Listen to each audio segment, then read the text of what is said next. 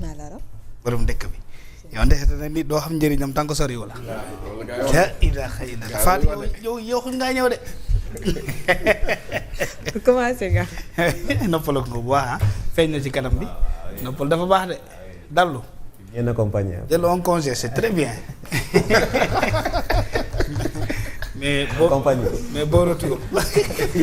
Alsane. ñun waa Grand Gueule ñoo mën ciw ñoo mën caa. yéen kay man da ngeen foog ne man jotuma woon ay retour man jot naa retour yëpp. non mais da nga yéex a ñëw. la rek. Feuz yéen Feuz kenn xam lu fi def. ñoo lañ gëm ñu gëm Feuz de. Feuz mi ngeen sololoon fii ci biir kër gi. Feuz mi ngeen sololoon fii. waaw li nga waxoon nag da nga gaaw ñëw loolu nga waxoon de. Cheikh Tidiane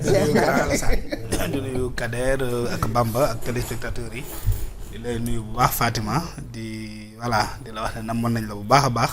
j'espère que tu t'es bien reposé di nuyu téléspectateurs yi bépp liggéeykat fii ci kër gi duñu fàtte technicien man léegi dama ciy boole technicien yi. doo si boole Bakary. parce que ay jàmbaar la technicien yi laa la wax. au pluriel. waaw sama waa ji Bakary. bul fi andi benn xajaloo maa ngi leen di nuyu bu baax a baax. voilà donc di ñaan yàlla rek li ñu fi waxtaanee yàlla na doon njëriñ ci ñun yàlla musal ñu ci dara su la meñ Fatima. jërëjëf merci beaucoup Cheikh Tidiane ñu daal di tàmbali waxtaan wi tout à l'heure maa ngi koy wax léegi li nga xamante ne moom moo di Université Cheikh Anta Diop de Dakar gis nañu ci biir semaine bi ñu génn la ñu tàmbali woon ak ni ñu daal di tëjee woon restaurant yi ñu daal di koy mujjee généraliser ci université yi nekkee fii ci Sénégal alors sur ce ñu gis tamit génnewaat beneen communiqué ne dinañu ubbiwaat gëstu bi mais tey luñ ci gis moom mooy force de l'ordre yi présence bu yéeme ak li nga xamante ne takkuwaay yeeg matuwaay yi ñu teg foofee ci université alors déclenché jàmmaarloo yi ci diggante étudiants yi ak takk der yi alors sur ce am nañ équipe bi nga xamante ne moom moo nekk foofu waaye balaa ñu cay xuus peut-être Cheikh Tidiane sur la question encore jëm ci wàllub étudiants yi nga xamante ne tout le temps fan yi dafa mel ni lu récurrent ci seen biir ak peut-être sortie également bu premier ministre bi wax ne daa mel ni dafa am ñi nga xamante ne daal ay waay politique lañ ñoo nekk ci suuf di xamb xale yi ngir ñu taal université. man de su ma amoon moyen bu toll noonu ma def ko. waaw. maanaam su ma demul ci biir université étudiant di ko wéyal sonko bi naa la boobu na da nga ko fàtte. yow doo sonko. daawul force fii ne day jaar buntu université par force. demu fi ba ci biir université seeti leen seen biir néegi toog di tenir un discours comme ça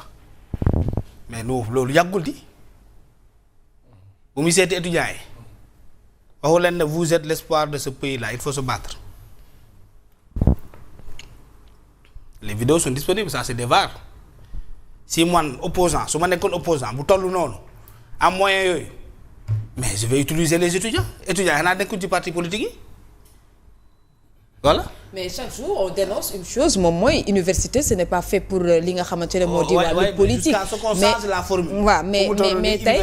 tey bi muy yëkkati kàddu yooyu quand même les gens dañu ko ŋaññi woon. mais alors tey jii bu ñu toogaatee gisaat loolu. voilà ça c'est vrai c'est que les acteurs n'ont pas changé s'il y avait un changement d'acteur on allait changer de discours c'est un changement de siège. Là, il était à l'opposition. Il a soutenu les étudiants. Il a appelé les étudiants. Il a mobilisé les étudiants à sa cause. tey gisul benn acteur politique bu majeur bu wax amul kenn ku wax moom je sais pas par quel calcul chimérique par quelle extraordinaire connaissance na xamee ne y a des opposants yu financé ay kii ma ne ko man de bu ma dooree def ko parce que acteur terrain politique aussi université c'est un terrain politique qui a toujours été au support de lutte dans les grandes villes à Dakar surtout pour l'opposition te loolu amul en réalité c'est pas vrai y a pas un opposant à Dakar au Sénégal qui a financé des étudiants pour ñu génn di yàq Ousmane veut déplacer le problème il veut trouver un bouc émissaire xam nga luy bouc émissaire dafa bëgg a jël problème bi transférer ko feneen parce que c'est son art c'est son méthode bu doon moom boxeur la benn crochet rek la xam amul beneen technique il veut transférer le sujet quelque part li xew mooy nous avons en face des tenants du pouvoir qui n'ont pas de solution pour l'université sénégalaise loolu dëkk maintenant il faut transférer le débat ailleurs est-ce que fii il y a quelqu'un qui est dupe ici est-ce que fii nous on ne sait pas qu'il y a des étudiants qui n'ont pas perçu leur bourse depuis 14 mois kan moo ko xamul est-ce que ici on ne sait pas qu'il y a un directeur du COUD ki wax ne day suspendre la restauration parce que day am ay xaw ma na lañ koy woowee. ngénte tubaab est-ce qu'on n'a pas vu un premier ministre ici lors d'un meeting dans le Saloum ne les étudiants man kenn du ma def pression est-ce que c'était même à Saloum est-ce que c'était pas au Grand Théâtre kenn du ñu def pression parce que loolu ngeen tàmmal nit ñi ce discours là il n'a pas d'impact vous pensez il n'a pas de conséquence est-ce que fii ci réew mi vous n'avez pas vu un premier ministre démb fale ca dëkk Pa Malick Ndour mu ne les étudiants dëkk balaa nga kaa paacoo il faut créer de la richesse retourner dans les amphithéâtres dem leen jàngi amuñu presque seen solution ça veut dire ça en conclusion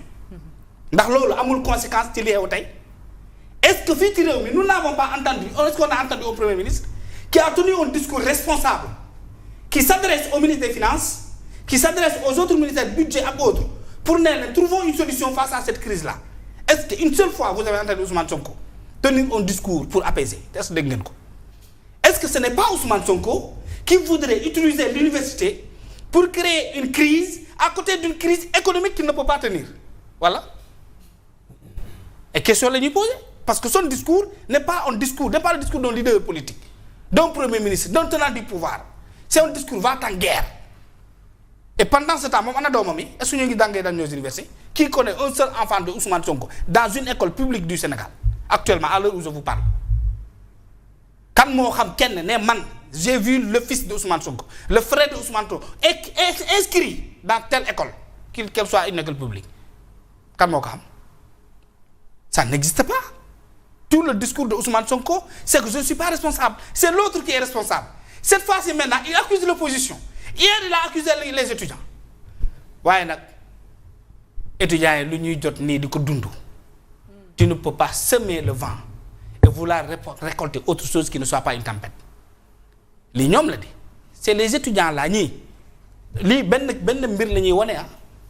amphithéâtre nu mu tudd la connexion internet bu ñu yàqoon ba léegi elle n'est pas stable bu ñuy dugg di daan ay poto lampe du ñu xam poto lampe boobu fil ban la yenn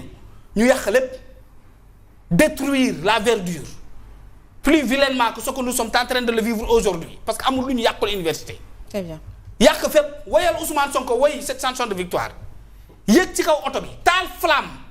le feu de la victoire du jubilé wër ci dëkk bi ne seen woy juri Macky Sall baaxul ci ñun c'est Ousmane Sonko qui est bien